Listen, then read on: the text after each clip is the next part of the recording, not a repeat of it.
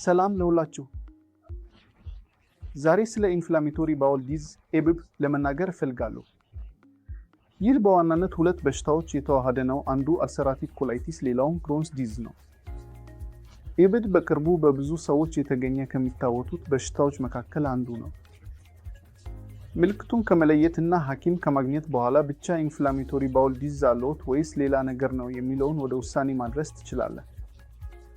ስለዚህ በወጭ ውስጥ ደም ካገኙ በቅድሚያ ሐኪም በማግኘት ኢንፍላሜቶሪ ባውል ዲዝ አለዎት ወይስ የለም የሚለውን ወደ ውሳኔ እንዲደርሱ እባክዎን ያረጋግጡ። በወጭ ውስጥ የሚታየው ደም በዋናነት የአልሰራቲቭ ኮላይቲስ ምልክት ነው። ሌሎች በኢንፍላሜቶሪ ባውል ዲዝ የሚታዩ ምልክቶች ደግሞ የሆድ ህመም፣ የመብላት ፍላጎት መቀነስና ክብደት መቀነስ ናቸው። አንዳንድ ጊዜ በክሮንስ ዲዝ በሚያጋጥሙ ታካሚዎች የተለመዱ ፊስቱላዎች ሊታዩ ይችላል።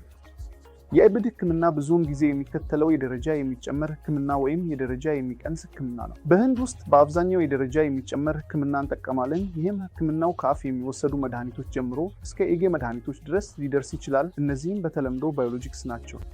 አሁንም በገበያ ውስጥ አፍ የሚወሰዱ ባዮሎጂክ መድኃኒቶች ደግሞ አሉ። ለኤብብ ታካሚዎች ውጤቱ በገበያው ላይ አዲስ የሆኑ መድኃኒቶች በመገኘታቸው በጣም በአስፋፋት ተሻሽሏል። ብዙ ሰዎች የመድን ከኤብብ ጋር ይዋስታሉ። ሁለቱም የተለያዩ የአስተዳደር መስመሮች ያሏቸው ሁለት የተለያዩ አካላት ናቸው። ስለዚህ ሁልጊዜ ከታችኛው ወይም ከላይኛው የሆኑ የሆድ አካላት ምልክቶች ካሉት ሁልጊዜ ዶክተር እንዲያዩት እመክራለሁ እና በሁኔታው መሰረት እንዲታከሙ ያረጋግጡ።